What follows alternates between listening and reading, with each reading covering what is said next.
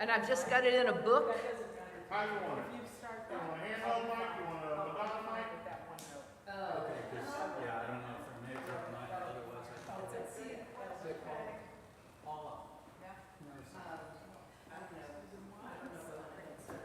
Your coffee.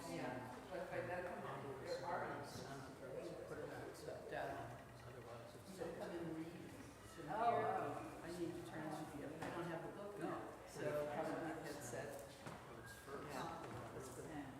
Are you gonna be reading?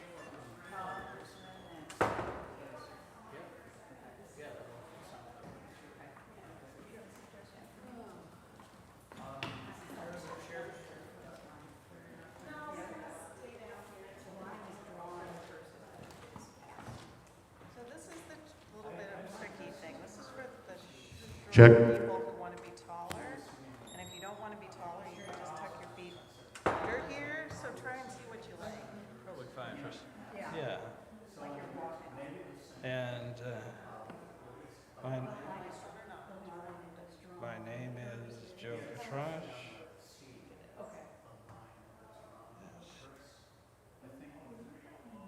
It's fine to just play mine. Pretend nobody's here. Yeah. Okay. Yeah, Hello. yeah, You don't need I think it's, it sounds like it's working, that's all. I just wanted to see what it feels like. Yeah. I think it'll be fine. You will be, and it's Before then, it's on.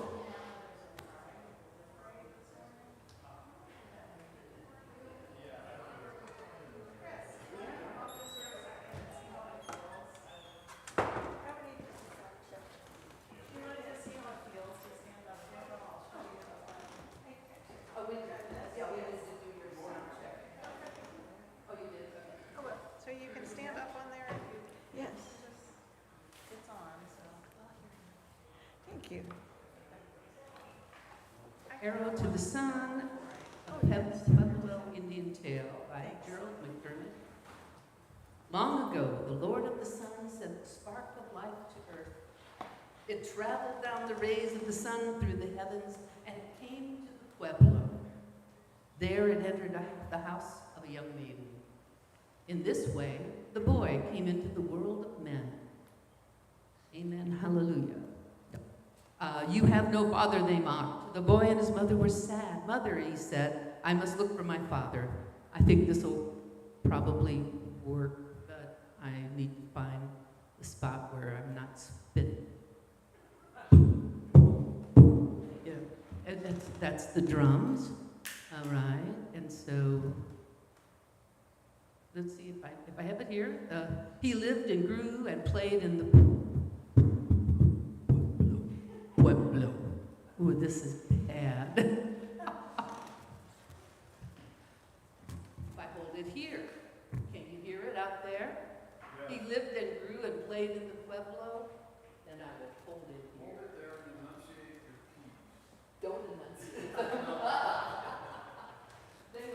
They aren't called plosives for nothing. Duh.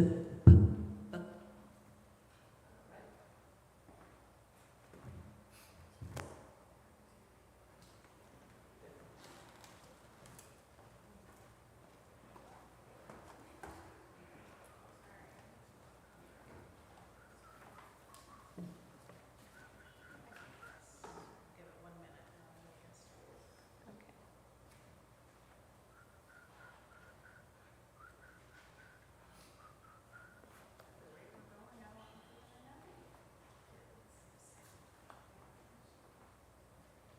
I feel sad for them that planned this, I mean, 3 of them for the summer, one in June, one in July, and one in August, that they're gonna have activities and stuff, so hopefully they'll have it, you never know. Yes, sir.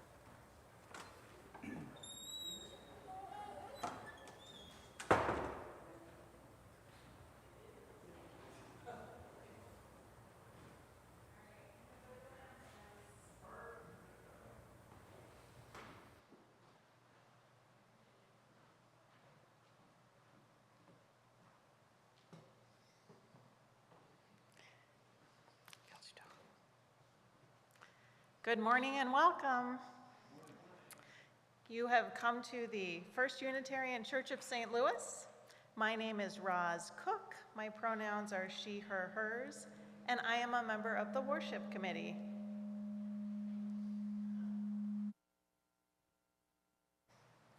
We're glad you have joined us this Sunday, whether you're here in person or online.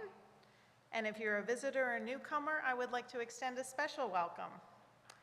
If you are new to the congregation, hopefully you had the opportunity to fill out a newcomer form downstairs already. But if not, it is down there in the lobby, and you're welcome to fill that out when you leave. And you are all more than welcome to join us downstairs after the service for coffee and donuts. We welcome families with children. Families with children are invited to connect with the RE committee after the service for more information about RE programs. And we do have a children's story this morning. If you are attending online, you can connect with each other in the chat. And don't forget that there is a virtual link for coffee hour, and you can find it in your e-news. And I do have several important announcements this morning. The first one is for the invisible children. Today is a summer RE day, so after the time for all ages, we'll sing you out with this little light of mind, and then you will meet your RE teachers to play, do crafts, and other fun activities outside the sanctuary.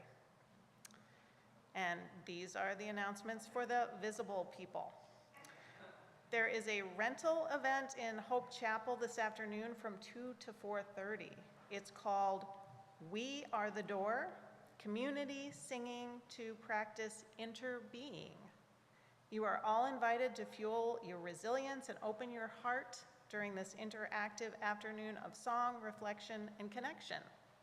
The facilitator is Lindsay Scott, who is an artist and ritual maker who teaches community singing as collective power at the University of Iowa School of Music. Tickets are on a sliding scale from $22 to $44. Also, Beyond Earth Day Part 2 of our Climate Revival series has been rescheduled for Sunday, August 3rd. Members and friends of First U may now submit nominations for the 25-26 calendar year Designated Collections Program.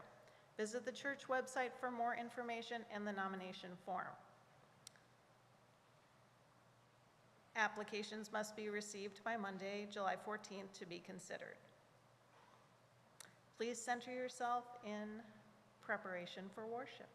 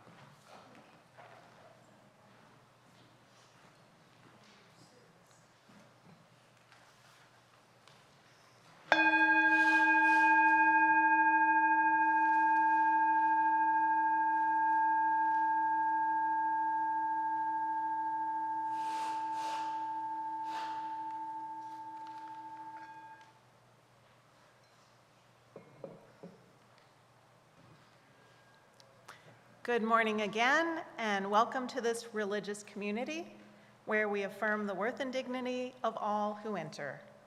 We gather in community, understanding we are all sacred beings, diverse in culture, experience, identity, and theology.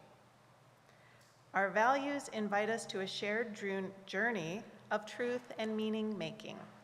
Together, we foster a spirit of gratitude and generosity so that all may feel welcome and all may thrive.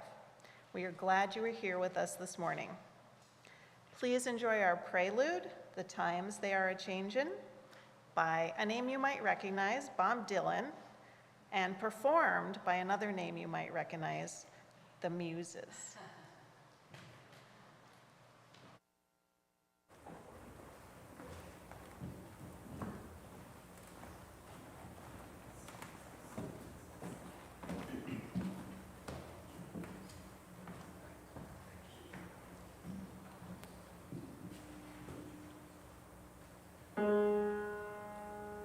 Come gather around people wherever you roam, and admit that the waters around you have grown, and accept it that soon you'll be drenched to the bone. If your time to you is worth saving, then you better start swimming or you'll sink like a stone, for the times they are a-changin'. Come writers and critics who prophesize with your pens, and keep your eyes wide, the chance won't come again. And don't speak too soon, for the wheel's still in spin, and there's no telling who that it's naming. For the loser now will be later to win, for the times they are a-changin'. Come senators and congressmen, please heed the call. Don't stand in the doorway, don't block up the hall, for he that gets hurt will be he who has stalled. There's a battle outside and it's raging. It'll soon shake your windows and rattle your walls, for the times they are a-changin'. The line it is drawn, the curse it is cast, the slow one now will later be last, as the present now will later be past, and the order is rapidly fading, and the first one now will later be last, for the times they are a-changin'. Come gather round people wherever you roam, and admit that the waters around you have grown, and accept it that soon you'll be drenched to the bone. If your time to you is worth saving, then you better start swimming or you'll sink like a stone, for the times they are a-changin'. For the times they are a-changin'.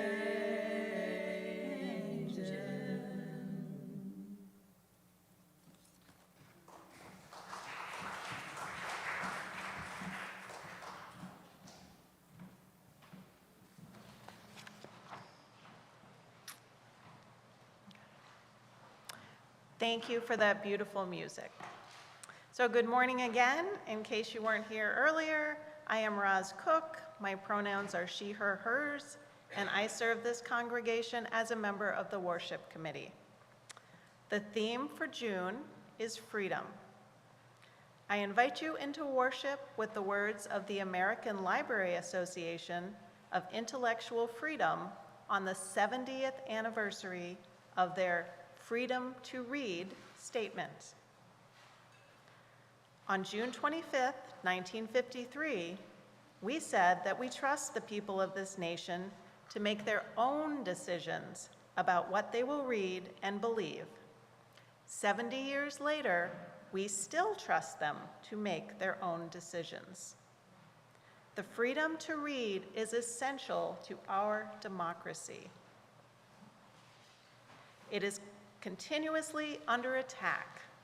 Private groups and public authorities in various parts of the country are working to remove or limit access to reading materials, to censor content in schools, to label controversial views, to distribute the list of objectionable books or authors, and to purge libraries. These actions apparently rise from a view that our national tradition of free expression is no longer valid, that censorship and suppression are needed to counter threats to safety or national, but it is ours. But it is ours. I now invite you to rise as you're willing and able to join in the hymn of the month, number 148, Let Freedom Span Both East and West.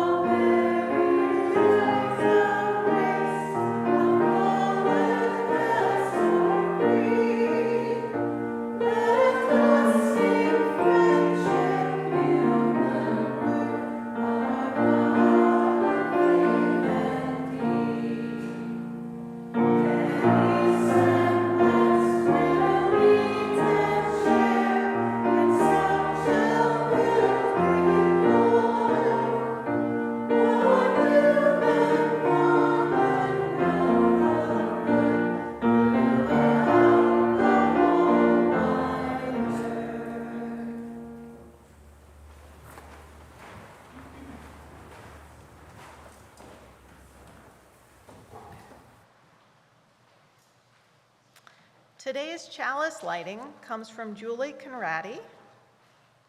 We light this chalice remembering the freedoms long established in our nation.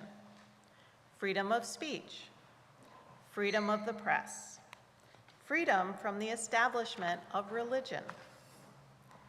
We light this chalice honoring those who exemplify protecting those freedoms.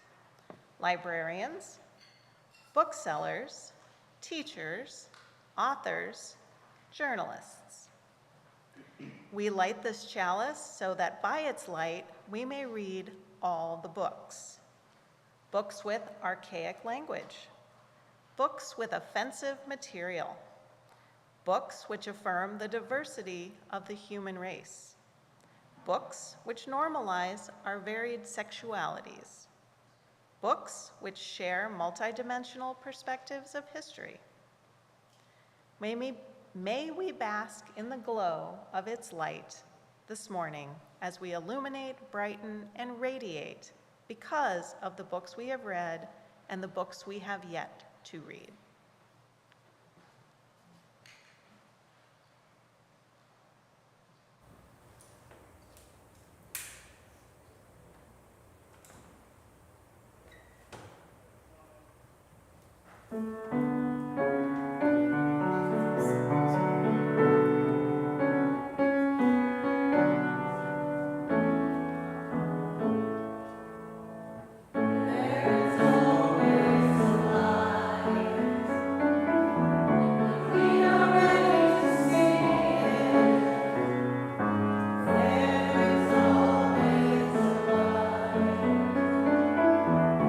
We are ready to be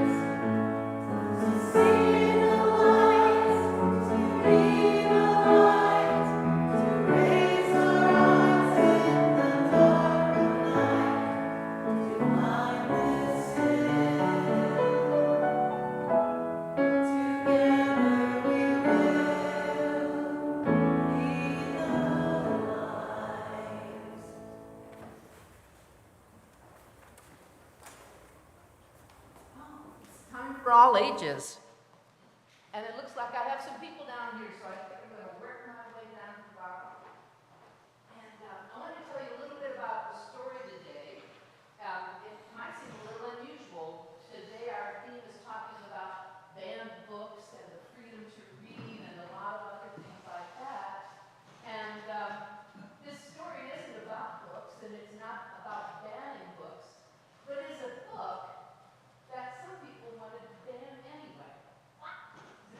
So I'm going to tell the story, and keep in your mind, what would make this book such a dangerous idea that someone would want to take it off the school library shelf? Oh, I forgot. All the way up. Here we go. Okay. The story is called Arrow to the Sun, and it's by Gerald McDermott. Long ago, the Lord of the sun sent the spark of light to earth. It traveled down the rays of the sun through the heavens, and it came to the Pueblo, and there it entered the house of a young maiden. In this way, the boy came into the world of men. He lived and grew and played in the Pueblo, but the other boys would not let him join their games.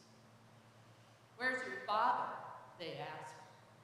"You have no father." They mocked him and chased him away. The boy and his mother were sad. "Mother," he said one day, "I must look for my father. No matter where he is, I must find him." So the boy left home. He traveled through the world of men and came to the corn planter. "Can you lead me to my father?" he asked.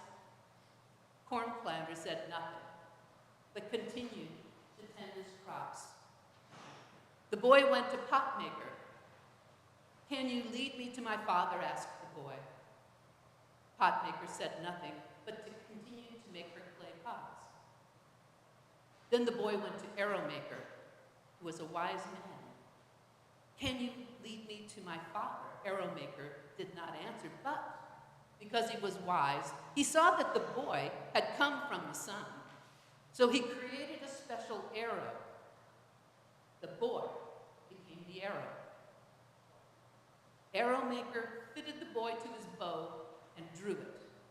The boy flew into the heavens. In this way, the boy traveled to the sun.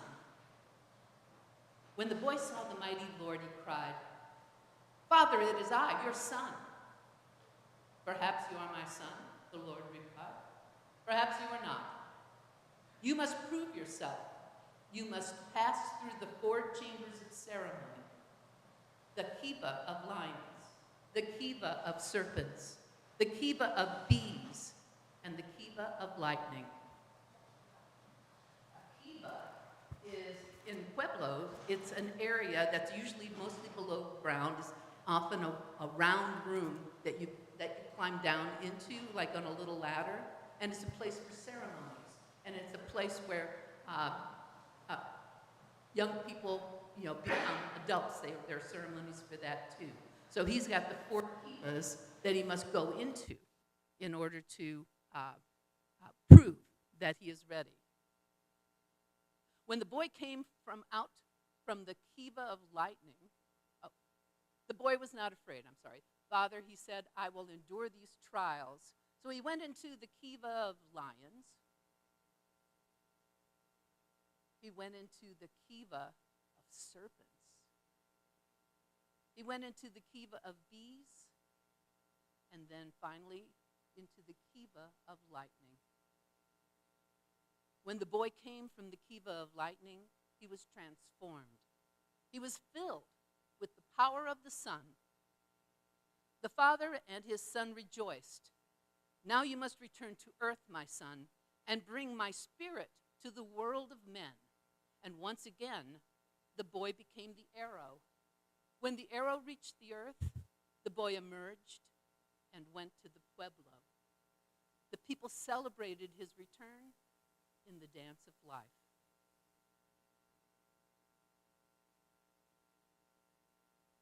Seems pretty dangerous, don't you think? This book? Does it seem, can you have any idea of what somebody might object to in this book? What'd you think of the pictures? Some people liked them, they were cool. But was there anybody who didn't quite care for those pictures? It's, matter of taste. What art is whatever you make it, right? Okay. Well, I'm going to be talking a little bit about this, but what I'm going to talk about is how this book was the first book when I was a librarian that someone challenged and asked me to take off the shelf. And I'm going to be letting a lot of people know about that, afterwards. But right now, you guys are going to go off and have some fun, right? Right. So let's sing you out. Alan, can you do this little light of mine?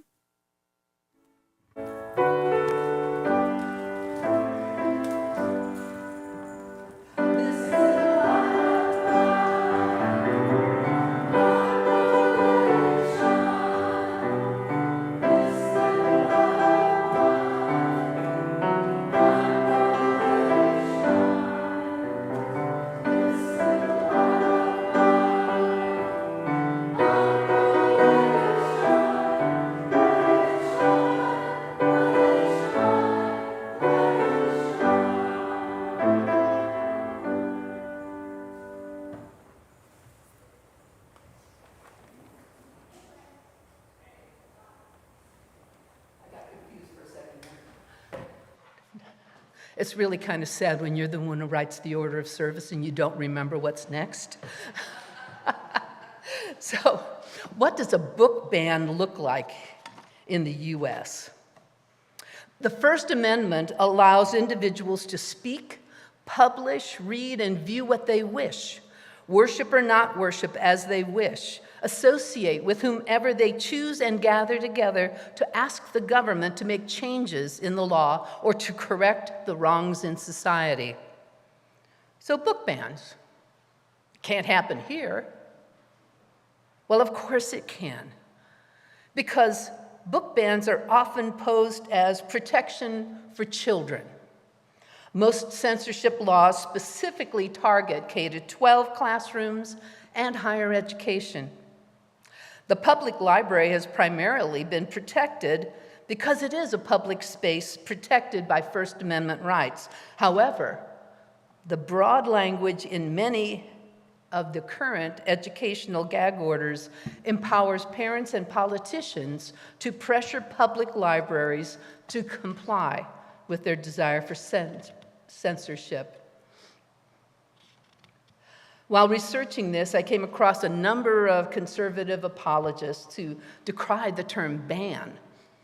Their take on it is this is just parents challenging the appropriateness of materials used in schools and libraries. So, okay, before a book is banned, actually, there is a challenge. Some of you, well, I've just told you why I chose Arrow to the Sun for today's story. I mean, there wasn't anything about book bans, as we saw, but it's actually the first book that was challenged when I was a public school librarian in 1987. A young mother, a library volunteer in the K2 building, approached me about removing Arrow to the Sun from the collection. It was on a list of dangerous books from an outside speaker at her Christian church. You may have noticed that there are a few parallels with the story of Jesus: virgin birth, Father in heaven, sacrifice for the good of all, bringing things back to earth, the word back to earth. Her first reason for the challenge was, in fact, these parallels. First argument: she had been told that this tale would cause confusion and indoctrinate children into thinking that the story of Jesus was just like any other myth or folk tale. I suggested that this would be an opportunity to discuss her strong beliefs with her children, but that not all parents have her beliefs. I wasn't a UU band then, but it sure sounds like she was questioning the value of plurality. Supreme Court Justice Louis Brandeis counseled, more speech, not enforced silence. And I said, let's add ideas, not take them away. Her next argument, well, the person at church says, you have books about all kinds of religions, but you won't put Christian books on the shelf. I remained kind and professional. I pointed out that all those very full shelves of Christian books in the Dewey Decimal System 292, and added that there were many Christian-themed storybooks, craft books, etc. We have nothing against them. They were there in the library. Argument 3, the artwork was horrible. She was entitled to her opinion, but the book had a Caldecott Award sticker on it for the artwork. And by the way, the first Caldecott Award book was Animals of the Bible, and with a number of winners,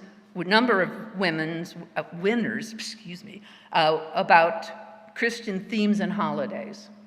So that kind of gently brought her back in. Well, most libraries have a form and a procedure for challenges. I gave her a form and explained the process. We stayed on good terms. She continued to help in the library. We found lots of good books for her child and for other people's children. She didn't submit any challenges as far as I know. And that's how I handled it many times after that as a librarian in other school districts. Before it got to the point of being challenged, I just had a frank and kind conversation with the people who were concerned, because their concerns were real concerns to them. And and I explained that why libraries are the way that they are. Well, as Dylan says, though, the times they are a-changin'. Fast forward from 1987. According to the American Library Association, prior to 2021, the vast majority of challenges to library resources only sought to remove or restrict access to a single book. 2022 saw challenges double, and multiple challenges were the rule. By 2024, 72% of censorship attempts were initiated by pressure groups and the decision makers who have been swayed by them to demand the removal of a long list of books that they share on social media. Their aim is to suppress the voices of those traditionally excluded from our conversations, such as people in the LGBTQIA+ community and people of color. Well, individuals act on what they receive in their social media. So here's a headline from NPR. Gorman's, the hill we climb. One complaint led a Florida school to restrict access to Amanda Gorman's famous poem. I chose today's chalice lighting music for a specific reason. The music was inspired by the last line of Amanda Gorman's poem, The Hill We Climb, from Biden's 2021 inauguration. For there is always a light, if only we're brave enough to see it, if only we're brave enough to be it. Daley Salinas, who challenged the book, and 3 others, has 2 children in that Florida school district. She alleges Gorman's book would cause confusion and indoctrinate children. In addition, the complaint stated that it includes indirectly hate messages, citing pages 12 and 13, which read, "We've braved the belly of the beast. We've learned that quiet isn't always peace, and the norms and notions of what just isn't always justice. And yet the dawn is ours before we knew it. Somehow we do it. Somehow we've weathered and witnessed a nation that isn't broken, but simply unfinished." Just 1 short week after Salinas filed her complaint, the school committee decided most of the books on her list should not be seen by younger students. Salinas had requested the materials be removed from the total environment. Miami-Dade County Public Schools told NPR that in response to the complaint, no literature, book, or poem has been banned or removed. The school determined Gorman's poem was better suited for older students, the district said, adding that it is still available in the middle school section of the media center. Gorman said she is gutted that elementary schoolers no longer have access to her poem. She wrote it, she added, so that all young people could see themselves in a historical moment. This was one challenge, one not even completely filled out challenge. How does this happen? The school's action is very typical for Florida right now, Reagan Miller of the Florida Freedom to Read Project told NPR, noting that many school districts are being extremely cautious in handling complaints about books. Well, more about that later.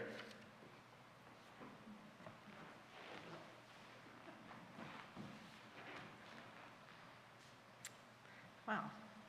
Sorry I have to interrupt Pam's story, but each week we do bring our joys and celebrations, sorrows, and concerns together here in our community.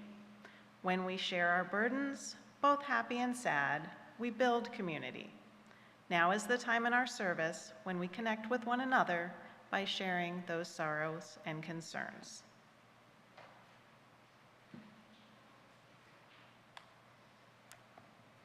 This week, we send healing thoughts and well wishes to Karen Segrist. She is in the hospital with a collapsed lung and welcomes text, calls, and visits. There is also concern for family and friends who are living in great uncertainty. And a very good friend who is dealing with a cancer diagnosis and free-floating anxiety. And the feeling of growing burnout with so much work ahead. We hold these concerns with tenderness and compassion. May they be lighter because they are shared. As a community, we also share our joys and celebrations with one another. This week, 3 people, family, and friends with birthdays on July 4th. Anybody here? Okay. Another joy, going to an awards ceremony where a very good friend is receiving a Lifetime Achievement Award. And a brand new puppy named My Best Mate Wes. Sorry, I was asked to do it with an Australian accent, and that's not really my gift. Hopefully the owner can do a better job for you.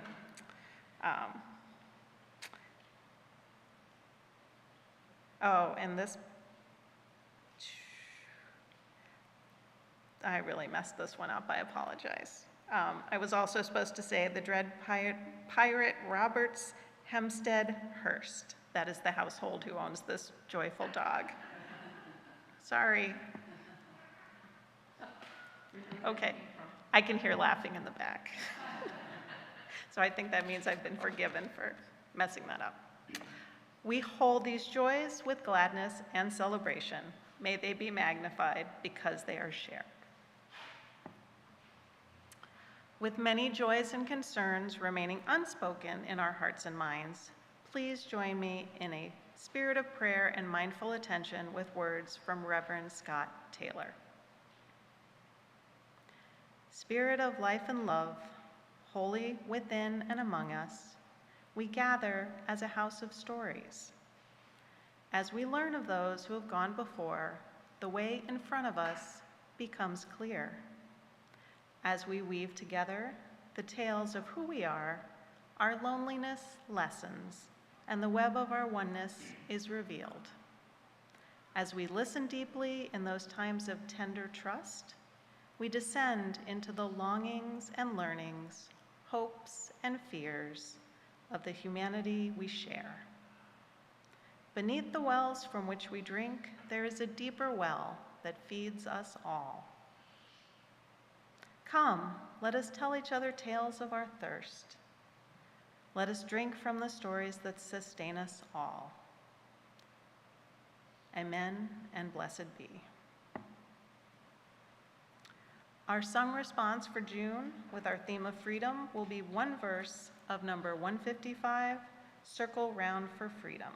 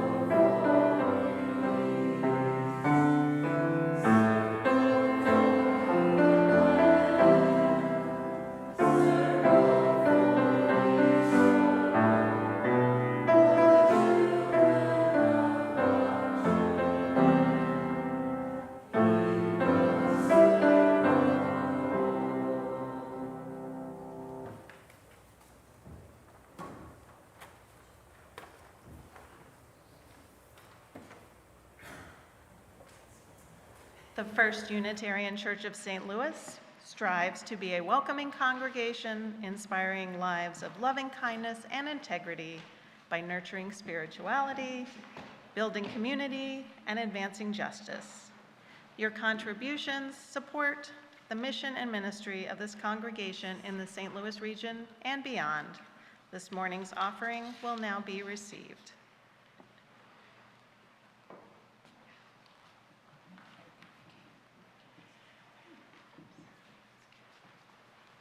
I got skills.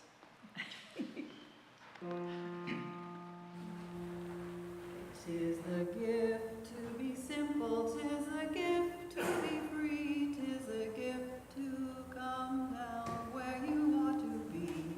And when we find ourselves in the place just right, 'twill be in the valley of love and delight. Tis the gift to be gentle, tis the gift to be fair, to wake and breathe in the morning air, to walk every day in the path that we choose. Tis a gift we pray we may never lose.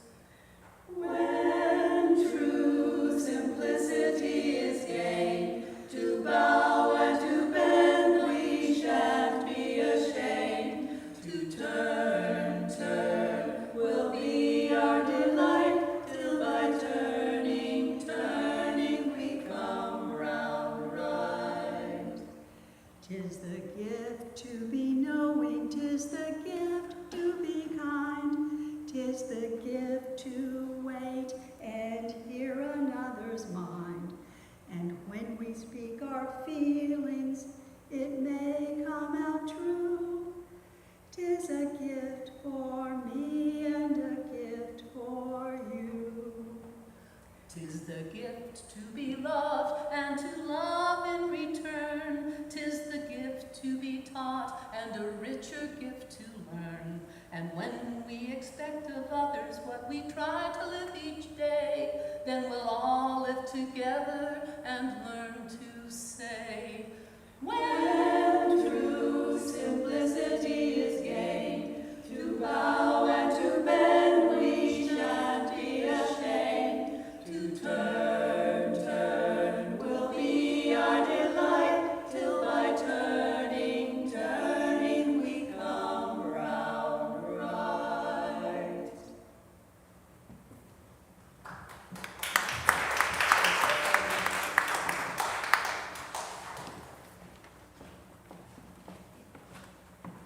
For the gifts of time, talent, and legal.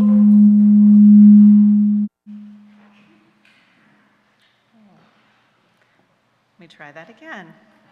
For the gifts of your time that so many of you give to this church, for the talent of singers like the Muses and our choir, and for the legal tender you have extended this morning, we offer our thanks. I would now like to invite one of our newest members, Chris, to the stage, and she is going to do a reading and reflection for us.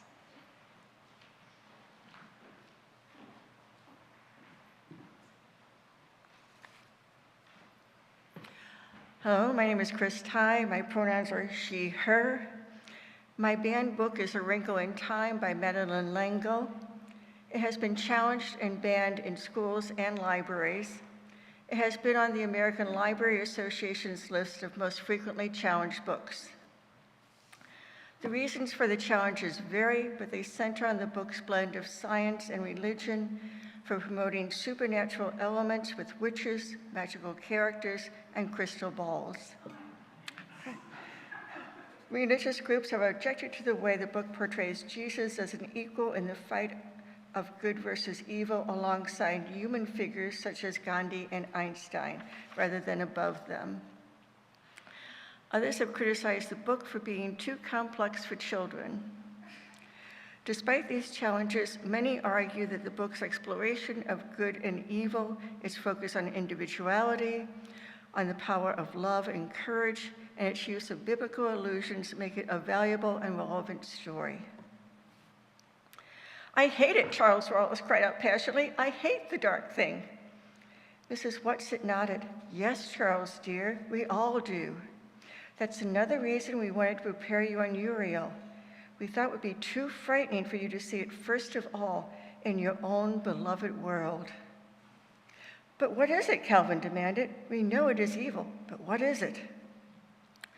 You have said it, Mrs. Witch's voice ran out. It is evil.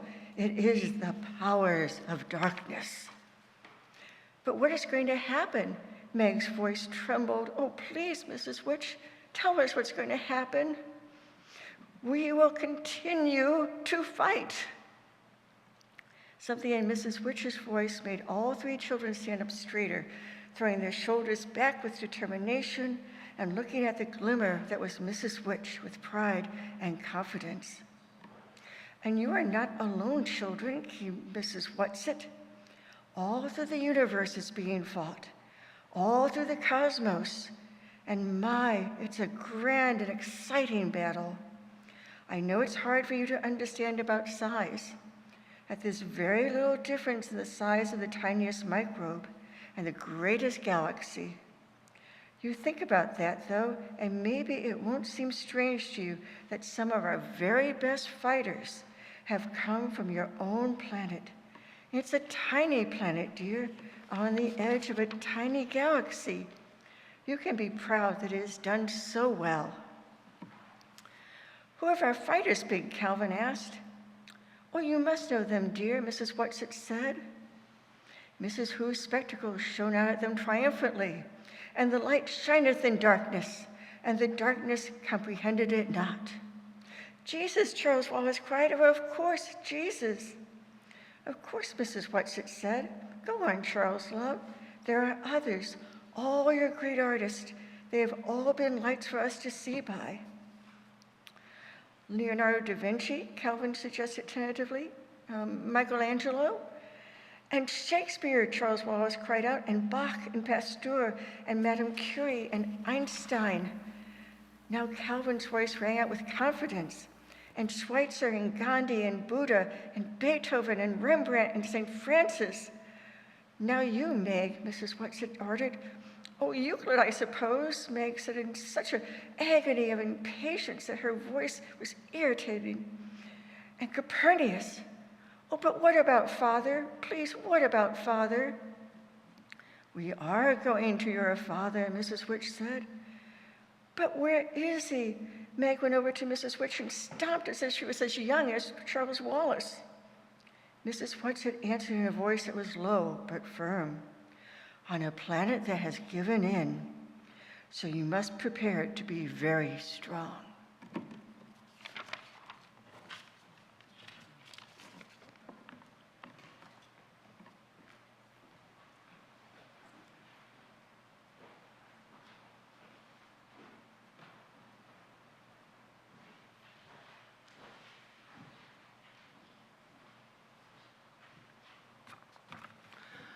Hello. My name is Joe Catranche. My pronouns are he, him, his. George Orwell's novel 1984, in George Orwell's novel 1984, the totalitarian regime that controls every aspect of life in the mega nation of Oceania is called simply the Party. The novel's protagonist, Winston Smith, is abducted by an official agency called the Thought Police, and he is tortured for holding beliefs not approved by the party. I believe we are not, at least in this respect, living in a modern version of Oceania, at least not yet. However, we are living in a nation where groups of heavily armed operatives, authorized, we presume, by some agency of the current administration, but wearing no uniforms, displaying no personal or agency identification, bearing no warrants, and with their faces covered, are abducting people across the country without probable cause, based solely on their appearance or on the type of work they are doing or on some other irrelevant factor, and deporting them with no due process, sometimes to countries they have never set foot in, and sometimes to gulags in which they are likely to be tortured and from which they are unlikely ever to be released. But millions of Americans continue to express opinions not approved by the administration without being abducted and tortured. In this respect, we are not Oceania, at least not yet. However, there is a way in which the United States of 2025 is, in fact, very much like the Oceania of 1984. Consider this paragraph from the novel.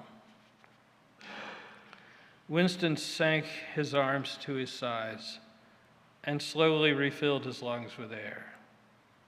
His mind slid away into the labyrinthine world of doublethink, to know and not to know, to be conscious of complete truthfulness while telling carefully constructed lies, to hold simultaneously two opinions which canceled out, knowing them to be contradictory and believing in both of them, to use logic against logic, to repudiate morality while laying claim to it, to believe that democracy was impossible and that the party was the guardian of democracy, to forget whatever it was necessary to forget, then to draw it back into memory again at the moment when it was needed, and then promptly to forget it again. And above all, to apply the same process to the process itself. That was the ultimate subtlety, consciously to induce unconsciousness, and then once again to become unconscious of the act of hypnosis you had just performed. Even to understand the word doublethink involved the use of doublethink. This passage describes what is happening in this country right now. It is a program meant to erase our sense of what is real and what is imaginary, to destroy our sense of what makes something true or false, of what counts as relevant evidence or valid logic or a sound argument or an accepted and documented account of history. As Hannah Arendt told us in the 1950s, and as Masha Gessen is telling us today, the intent is to make us unable to tell a true assertion from a false one, or to distinguish a real image from one that is fabricated, so that we eventually will give up trying and will simply accept what the administration tells us. My point is to remind and to encourage all of us to be constantly aware of this program, and to never stop doing what is necessary to distinguish the real from the imaginary and the truth from lies. My final observation is this: if we do not resist this attempt to steal from us our shared understanding of reality, we will lose the ability to resist the anonymous thugs that may eventually be sent to arrest us for the crime of disagreement. Thank you.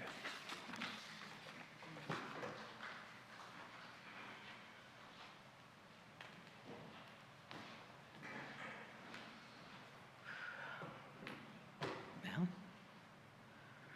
we kind of know why it was banned, right? Because it leads us to believe things that make us want to change or continue with our democracy. Thank you, Chris, and thank you, Joe.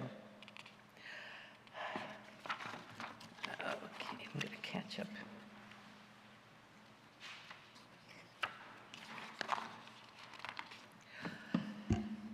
Challenging books isn't itself bad. I mean, there are a lot of books that need to be challenged, but often challenges are motivated and by a desire to protect children.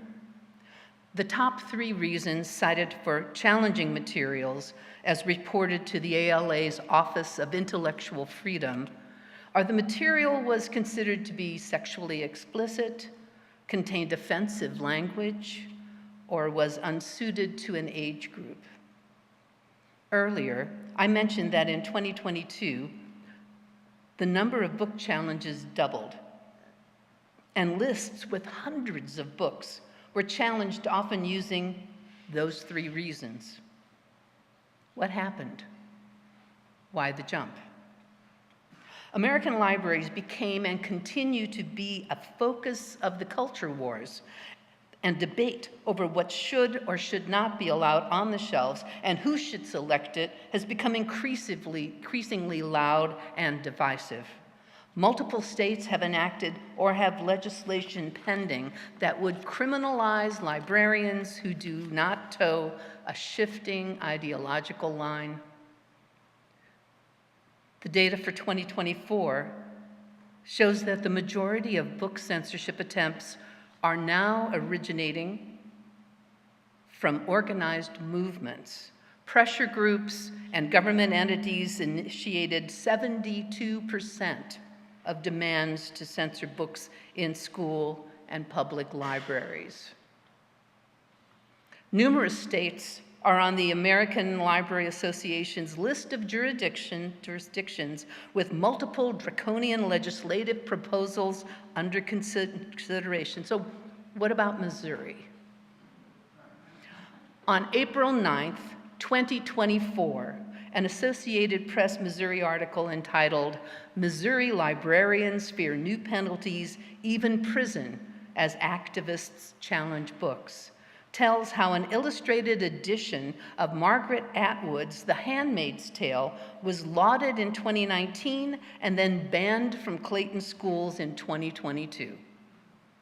In 2019, educators in Clayton thought a graphic novel of this classic work of dystopian literature about the oppression of women would help it reach teens who struggle with words alone. But after Missouri legislators passed a law in 2022 subjecting librarians to fines and possible imprisonment for allowing sexually explicit materials on bookshelves, the district reconsidered the new Atwood edition and withdrew it.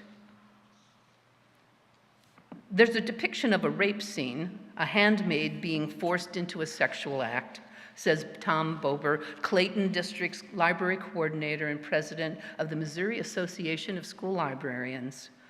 It's literally one panel of the graphic novel, but we felt it was in violation of the law in Missouri. A group called PEN America shows 300 titles were removed from school libraries across 11 Missouri districts after the law passed in 2022. The American Civil Liberties Union of Missouri and library groups challenged the law. Across the country, book challenges and bans have soared to the highest levels in decades. Public and school-based libraries have been inundated with complaints from community members and conservative organizations such as Moms for Liberty. Increasingly, lawmakers are considering new punishments, crippling lawsuits, hefty fines, even imprisonment for distributing books. And from the budget money part of it, withholding funds from public libraries, from public media, and all of that because it's not does things that some consider to be inappropriate. The laws are designed to limit or remove legal protections that libraries have had for decades, says Deborah Caldwell Stone, director of the American Library Association's Office for Intellectual Freedom. The trend comes as officials seek to define terms such as obscene and harmful. PEN America's Banned in the USA reports the movement to ban books that has grown since 2021 is deeply undemocratic, as it seeks to impose restrictions on all students and families based on the preferences of a few parents or community members. The nature of this movement is not one of isolated challenges to books by parents in different communities. Rather, it is an organized effort by advocacy groups and state politicians with the ultimate aim of limiting access to certain stories, perspectives, and information. How does this affect us here at First Unitarian? Our shared values call us to promote equity, justice, interdependence, plurality, generosity, and transformation. And I know which side I'm on. Please rise as you are willing and able to join in on our closing hymn, number 297, The Star of Truth.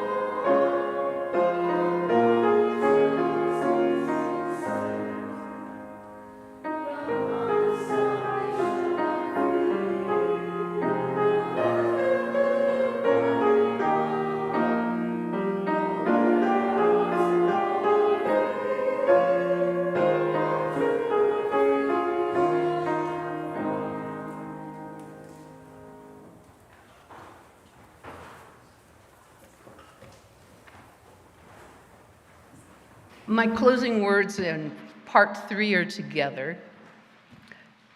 I'm closing with a poem by another member of the worship committee, Nita Penfold. The poem is called In the Waiting, from her book of poems entitled They Stand Up in Broken Shells. My daughter writes a story for English class in which a woman waits in a dark room, not eating or sleeping, just waiting. A sad story. And the teacher marks the pages red, gives it a low grade, says it should have had a happy ending.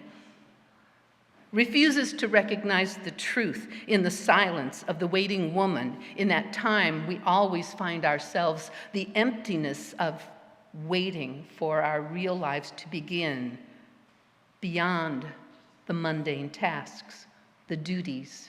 We wait for school to end, for our partners, our children, our bosses, our lovers, our work to be done. But what then? We wait for our dreams behind closed shutters, drawn drapes, thinking that they will find us if only we wait long enough. It is an untruth we all hope will be true. And the dreams die in our waiting as we sit in hollow rooms, the silence deafening. Who gets to decide what is marked up in red?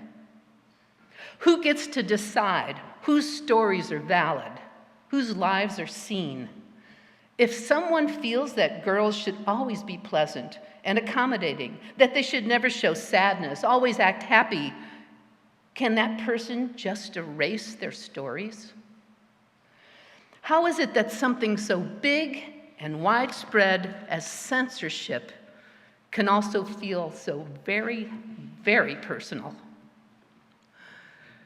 What can we do to support those who are having their voices stolen, their livelihoods threatened, their existence questioned? Beacon Press, a department of the UUA, offers suggestions for pushing back on book banning. You can download, Beacon Press's updated booklet, Book Bans Are Threatening Communities, What's Happening, Why It's Important, and How to Fight Back. Just type Beacon Press book banning in the search bar and you can come to it. It's a PDF. Another good group is PEN America, and of course, you can always check the American Library Association. And by the way, the theme for ALA's Banned Books Week 2025 is Censorship is So 1984. Read for your rights. It will be held October 5th through 11th, 2025. Amen. Blessed be and go in peace. And please stay for the postlude. When it ends as your final act of worship, please turn and greet your neighbors.